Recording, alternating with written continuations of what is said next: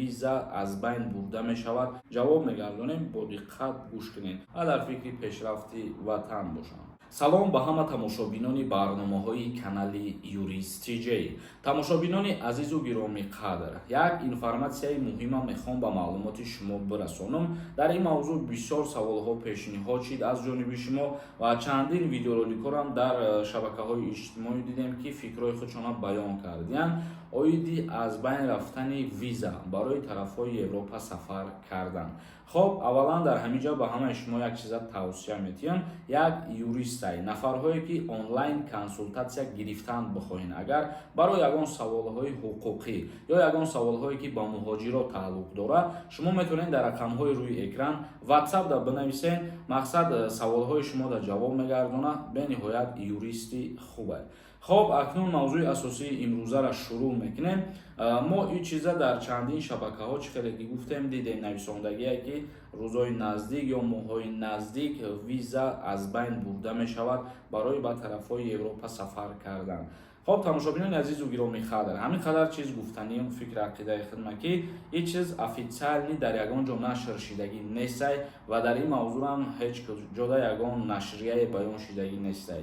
Мақсад агар ки виза аз байн рафтанӣ боша, мисол худтон медонед ки президенти ҷумҳурии Тоҷикистон муҳтарам Эмомалӣ Раҳмон ба сафари корӣ рафтагӣ ҳастай, дар ҳамон ҷо мумкин санадҳо ба имзо бираса ва ҳозираш да санади аз байн рафтани виза байни мақсад шаҳрвандони ҷумҳурии Тоҷикистон барои давлатҳои Европа ба имзо расидагӣ нестай ва гуфтанӣ ҳастем ки дар ин мавзӯъ агар ягон санад ба имзо бираса ё ягон официални даставерни информатсия ки бибирояд, худованд розӣ боша, баъдан видео мекунем, ба маълумоти шумо мерасонем. умедвор ҳастем ки рӯз то рӯз мақсад ҳамин гуна корҳое ки ба манфиат мебошанд зиёд шидан мегиранд ва мо низ бояд корҳое кунем ки ҳамеша ба манфиати давлат, ба манфиати миллат бошад. хоб, ман хостам ки ҳамин чиза бугум ба шумо, як кӯтоҳакак фикри ақидаи худро баён кунам ва гап занам. акнун дар инҷа боз саволҳо ҳастанд, саволҳои шуморо мехонем, ҷавоб мегардонем, бо диққат гӯш кунед. як чизи дигаре тавсиятон метиҳам, агар нафарҳое ки бихоҳанд фаҳмидан аз Россия запрет доранд ё ки не, ё запретҳошон кушода шуда ё ки не, дар рақамҳои рӯи экран ватсапда бинависонед, проверкаи депортатсияи шаҳрвандои Тоҷикистонро мекунанд. хоб, мехонем комментарияҳои шуморо. юлдош нависонда: ассалому алайкум акаи сорбон, даъваткунӣ ба хизмат тамом шуда ё ин ки не, чанд фоиз шуда?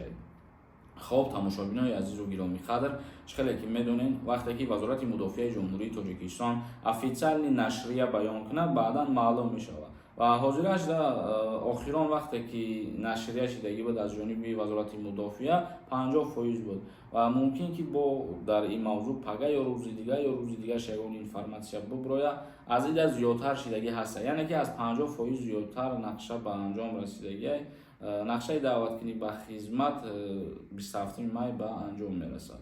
як кас нависонда: ассалому алайкум бародар, агар муҳлати пардохти патент 2 ҳафта гузашта бошад, мешавад пардохт кунем ё ин ки не?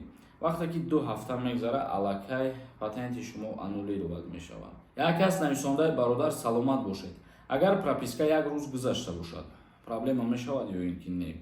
регистратсияи шумо тамом шуда боша муҳлаташ ва агар ки дастгир кунанд, бале, барои ҳамин 1 рӯз метавонанд ки мисол видварениятон кунанд. як кас нависонда: проверка платная яка? проверка нафарое ки мо тавсия метиҳем, бале бародари азиз, платная. як кас нависонда: ассалому алайкум миллати азизам, мардуми Тоҷикистон, ба умеди шаҳрвандии бегона нашавем, биёед ватани худмона ободу зебо кунем, гулгул шукуфон кунем. бале бародари азиз, мо тарафдори суханоитием ва мо доимо дар видеоҳои худмон аз мардум даъват мекунем ки доим дар фикри ободии ватан бошанд, дар фикри хизмати ватан бошанд ва дар фикри пешрафти ватан бошанд. як кас нависонда: ассалому алайкум ака, агар сроки паспорт тамом шавад, дар Москва мешавад ки посолствои Тоҷикистон гирифта, вақте ки муҳлат тамом мешавад, шумо ҳам загранпаспортҳои худтона мисол бибинед, дар ҳамун варақаҳои загранпаспорт то ҳатто ҳамин чизо нависондагӣ ҳастад. вақте ки гум мекунед загранпаспорта ё вақте ки муҳлаташ буд мешавад, бале, шумо албатта ки ба сафоратхонаи ҷумҳурии Тоҷикистон дар ҳамун шаҳре ки қарор доред муроҷиат мекунед. як кас нависонда: акаи сорбон, 1 сентябр ма 28 сола мешавам, даъвати тирамоҳӣ маро мебаранд ё ин ки не? не аз даъват ба хизмат озод ҳастӣ бародар.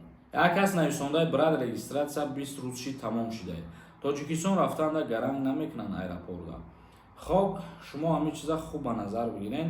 Мо доимо дар ҳамин мавзӯъ гап мезанем. Мисол вақте ки шумо патент надорен ё регистратсия надорен, аэропорта ворид мешавед, таможни контрола мегзаред.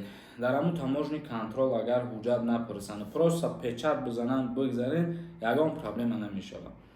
Не ки бисёр вақтҳои ба назар мераса ҳамин чиз ки вақти шумо ай таможни контрол гузаштанӣ мешавед, регистратсия мепурсанд, мигратсиони карта ва патент, ҳамин ҳуҷҷатҳоро мепурсанд ва дар ҳолате ки пешкаш карда натонен, албатта ки запрет мемонад.